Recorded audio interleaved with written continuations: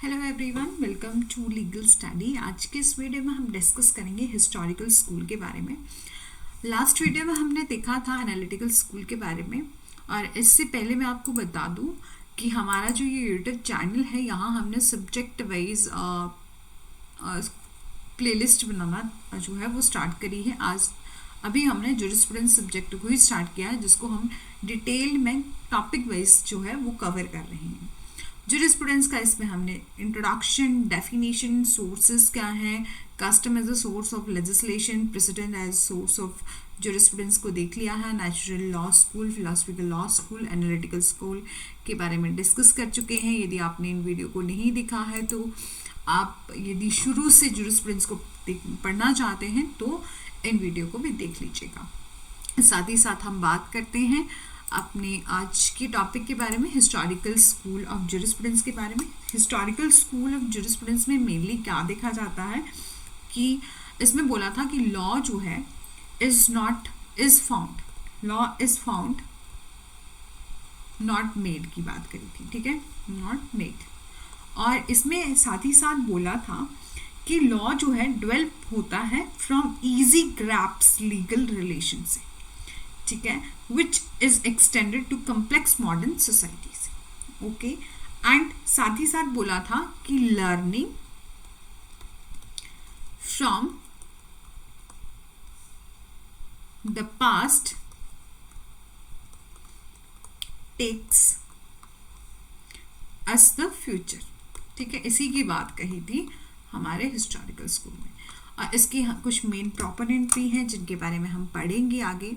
Historical school क्या है? Historical school of jurisprudence trust that the result of the long historical advancement of the general public since it start from the social custom. ये बोला है start होता है custom से, show ethics, standard, monetary requirement and relation of the general population, ठीक है। और इसमें बात करी थी as indicated by the hypothesis कि law is a result है of power and impact of the past। law क्या है? result है powers का, और इसका impact पड़ता है past पर, ठीक है। यदि आप हिंदी में भी पढ़ना चाहते हैं तो आप वीडियो को पॉज करके यहाँ से पढ़ सकते हैं, ठीक है। बात करते हैं प्रोमिनेंट। इसमें भी हमने ये डिस्कस किया था, इसके मेन प्रोपोनेंट क्या है? हेनरी मैन, सेवेनी, मॉन्टेस्क्यू और पुच्ता, ठीक है, जिनके बारे में हम आगे पढ़ेंगे। मेन प्रोपोनेंट क्या है? मॉन्टेस्क्यू, ठीक है, और सेवेनी, पुच्ता एंड हेनरी मैन। जो मॉन्टेस्क्यू है उन्होंने वो एक ऐसी पर्सन थे जिन्होंने फर्स्ट वन टू टॉक, ठीक है, to talk about this school, ठीक है, अबाउट दिस स्कूल,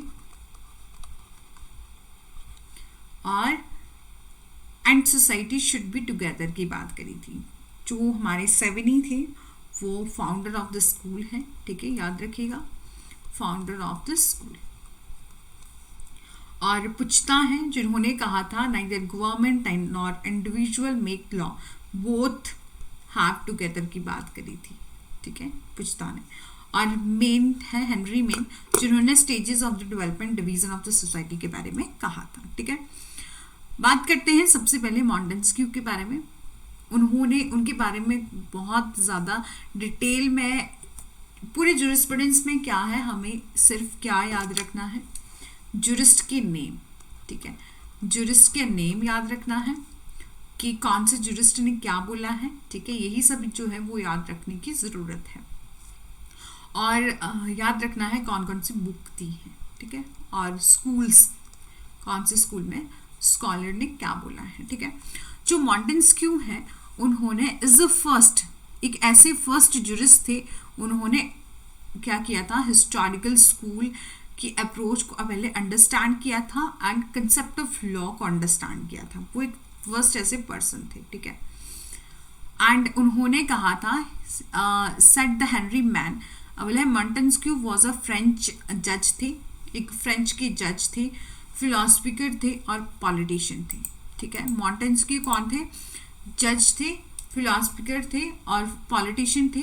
उन्होंने रिसर्च किया था वेरियस लॉ सोसाइटीज़ में और कंक्लूड किया था लॉ क्या है। उन्होंने बोला था लॉ क्या है? Law is the creation of a climate, कि लॉ क्या है, क्रिएशन ऑफ क्लाइमेट। लॉ किससे बनता है, लोकल सिचुएशन से, एक्सीडेंट और इम्पोस्टर से, ठीक है। मीन इनके ये लाइन बोलने का ये तात्पर्य है, मतलब क्या मतलब निकलता है कि लॉ जो है वो हमें हैपनिंग से मिलता है, ठीक है, और सिचुएशन से मिलता है, क्लाइमेट से मिलता है। मीन फॉर एग्जाम्पल के लिए आप ले लीजिए, यदि हमारी सोसाइटी में सती प्रथा नहीं होती तो हम उससे उस प्रॉब्लम का सल्यूशन लेने के लिए हम लॉ क्यों लेके आते। बोला है लॉ क्यों बनाया जाता है, सोसाइटी की प्रॉब्लम को सॉल्व करने के लिए बनाया जाता है, ठीक है। और उनकी बुक याद रखनी है, स्पिरिट ऑफ लॉ, उन्होंने बुक लिखी है, ठीक है। यदि आप हिंदी में पढ़ना चाहते हैं तो यहाँ से पढ़ सकते हैं। सेवेनी के बारे में पढ़ेंगे। सेवेनी कौन थे, जर्मन जुरिस्ट थे, हिस्टोरियन थे। उन्होंने वो कंसीडर किए जाते थे फादर ऑफ हिस्टोरिकल स्कूल। तो सबसे पहले इंपॉर्टेंट ये याद रखना है, फादर ऑफ जुरिस्प्रूडेंस कौन है, सेवेनी है, ठीक है।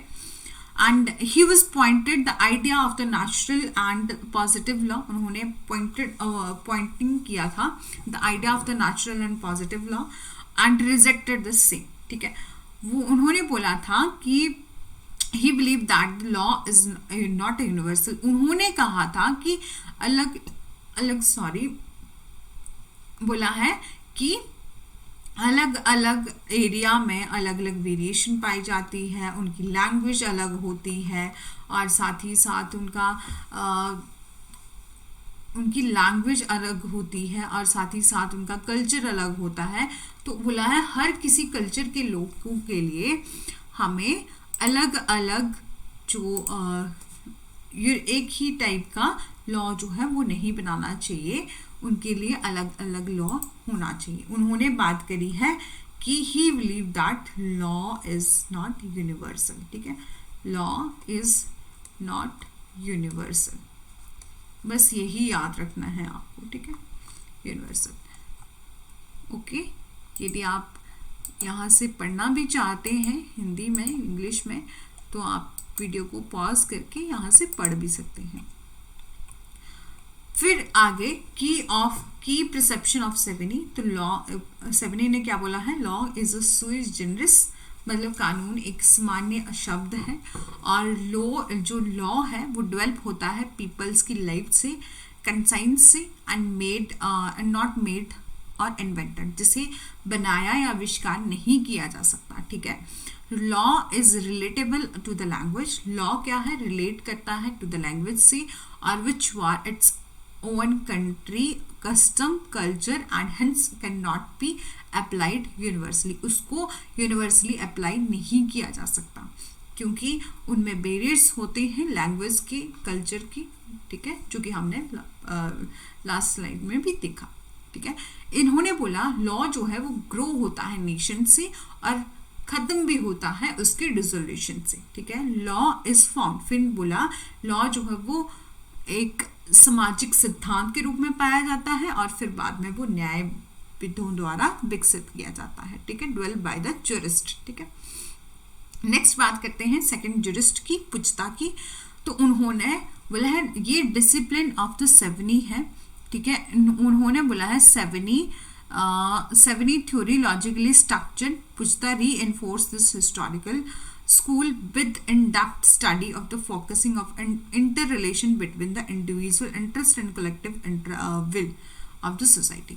उन्होंने क्या किया, इन डेप्थ में स्टडी किया सेवेनी की थ्योरी को, और उन्होंने क्या कंसेप्ट दिया, स्टडी और फोकस किया interrelationship between the individual interest और collective will of the society, ठीक है। उन्होंने मेनली क्या किया, रिलेशनशिप को फाइंड आउट करने की कोशिश की कि क्या रिलेशनशिप है, इंटर रिलेशनशिप को फाइंड आउट किया कि क्या रिलेशन है इंडिविजुअल इंटरेस्ट का और कलेक्टिव विल का ऑफ द सोसाइटी के बीच में। बोला है according to him neither the public और नॉट नेशन, बोला है ना तो पब्लिक है और ना ही नेशन है, क्या है, सोर्स ऑफ लॉ है, ठीक है। और how it amalgamated the societal approach define the law, क्या है बोला है, सोसाइटल अप्रोच होती है जो डिफाइन करती है लॉ को, क्योंकि हम देखते हैं कि हमारा लॉ बनाया ही किस लिए जाता है, सोसाइटी के वेलफेयर के लिए बनाया जाता है। यदि आप खुद ही सोचो कि यदि हमारे सोसाइटी में मर्डर को लेकर और थेफ्ट को लेकर, मतलब किसी भी ऑफेंस की कोई पनिशमेंट ही डिसाइड नहीं होती, तो इंसान को हमेशा डर डर के जीना पड़ता, और यदि और कि कहीं से कोई अटैक कर देगा और मैं कुछ नहीं कर पाऊंगा। इसलिए ही लोगों में एक फेयर पैदा करने के लिए हमें लॉ बनाने पड़ते हैं ताकि लोगों में डर हो। ठीक है, ओके। इसमें सिर्फ यही बोला था, inter relationship between the individual and interest and collective will of the society. Okay, और हेनरी मैन के बारे में जान लेते हैं। तो उन्होंने stages of the development division of the society के बारे में बोला था, मेनली यही था, स्टेजेस की दी थी। ठीक है, और डीप में देख लेते हैं। The legal system of the various society proponent the detail theory of evolution by law by comparing them. His idea is trace of the Montesquieu और Savigny theory। उन्होंने क्या किया था, ट्रेस किया था Montesquieu and the Savigny theory को, और but he never annual the concept of codified law of legislation। यदि आपको दिख नहीं रहा हो तो मैं यहाँ इसको, ठीक है, उन्होंने बोला था कि but he never annual the concept of codified law and legislation। ठीक है, and with the help of comparative study and legal evaluation he concluded that the law is a fourth stage। उन्होंने stages of the development theory दी थी। ठीक है, जिसके बारे में हम पढ़ेंगे। फर्स्ट स्टेज क्या थी, ruler as a law maker. उनका मानना था कि जो रूलर होते हैं, राजा होते हैं, शासक होते हैं, और आज के टाइम की बात कर लेते तो स्टेट, ठीक है, वो क्या होते हैं, अथॉरिटी फ्रॉम द गॉड होते हैं, और ये एक्ट करते हैं एज डिवाइन की तरह, डिवाइन इंस्पिरेशन की तरह।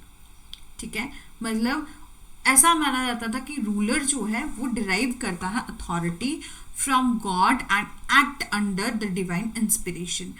His judgement and decision are believed to be under rendered by God. ठीक है, ये बात करी थी फर्स्ट स्टेज में। सेकेंड स्टेज में बोला था कस्टमरी लॉ के बारे में कि privileges class people provide the inputs for customary law. Customary law के बारे में बात करा था कि लॉ जो है वो कस्टम से हमें मिलता है। ठीक है, इसके बारे में बात करा था। और थर्ड में बोला था, थर्ड स्टेज में administration of the customary law by minority. ठीक है, और लास्ट में बोला है कोडिफिकेशन ऑफ लॉ। इस स्टेज में क्या करते हैं, लॉ को कोडिफाई किया जाता है। आप खुद ही सोचो कि जब हमने सोर्सेस को भी देखा था तो हमने देखा था कि जब हम देखते हैं एंशिएंट पीरियड में तो श्रुति स्मृति का कंसेप्ट आता है। उसके बाद हम देखते हैं कि जब किसी ने सुना फिर किसी ने स्मरण किया, उसको याद रखा और उसको फिर कोडिफाई कर दिया। ठीक है, यही कंसेप्ट था, उन्होंने दिया था। बात करते हैं इंस्ट्रूमेंट ऑफ लीगल डेवलपमेंट की, तो लीगल फ्रिक्शंस है, इक्विटी है और लेजिस्लेशन है। ठीक है, यदि आप उसको डिटेल में पढ़ना चाहते हैं तो वीडियो पॉज करके पढ़ सकते हैं। इसमें बोला है law changes of the time complies, ठीक है, with the changing societal need. इसकी बात करी थी इक्विटी एंड गुड कंसाइज का। आपका कंसेप्ट तब आता है जब लॉ जो है किसी भी मुद्दे को लेकर एक पर्टिकुलर लॉ जो है वो नहीं बना होता है, तब जजेस अपना ओपिनियन जो देते हैं उसको हम इक्विटी एंड गुड कंसाइज में रखते हैं। ठीक है, लेजिस्लेशन में लेजिस्लेशन के द्वारा बनाया गया लॉ। ठीक है, इसी के साथ हमारा ये स्कूल जो है वो कंप्लीट हो चुका है। नेक्स्ट वीडियो में हम सोशियोलॉजिकल स्कूल ऑफ जूरिस्प्रूडेंस के बारे में पढ़ेंगे। इसमें हमने पुछता को पढ़ लिया, सेवेनी पुछता के बारे में भी पढ़ लिया, हेनरी मेन के बारे में भी पढ़ लिया, ओके, एंड सेवेनी के बारे में भी पढ़ लिया। सेवेनी, हाँ, सेवेनी के बारे में भी पढ़ लिया, बट उन्होंने जो थ्योरी दी थी वो हमने ज़रा देखी नहीं, बट मैं आपको बता देती हूँ कि उन्होंने थ्योरी ऑफ वॉल्किस्ट दी थी। इसको नाम जो है वो याद रखना बहुत ज़रूरी है। और वॉल्किस्ट वॉल्जेस्ट थी, ठीक है। इसका बेसिकली मीनिंग क्या है, इसका मतलब होता है वर्ल्ड का पीपल, ठीक है। और जिस्ट का मतलब होता है कॉमन विल, मतलब कॉमन विल, ठीक है। मेन इसका यही मतलब होता है कि सामूहिक इच्छा की बात आती है, कि एकजुटता की बात आती है, ठीक है। ठीक है, इतना ही कंसेप्ट था और हमारा जो हिस्टोरिकल स्कूल है वो कंप्लीट हो चुका है। यदि आपने बाकी वीडियो को नहीं देखा है तो वीडियो सेक्शन में जाके इन वीडियो को देख सकते हैं। अभी हमारा ज्यूरिस्प्रूडेंस सब्जेक्ट ही स्टार्ट हुआ है। इसके अलावा हम जब हमारा ज्यूरिस्प्रूडेंस खत्म हो जाएगा तो हम किसी और सब्जेक्ट को डिस्कस करेंगे, इसी तरह से डिटेल में हर एक टॉपिक को डिस्कस करेंगे। ओके, लाइक करिए, शेयर करिए, सब्सक्राइब करिए और बेल आइकन को प्रेस करिए। Thanks for watching.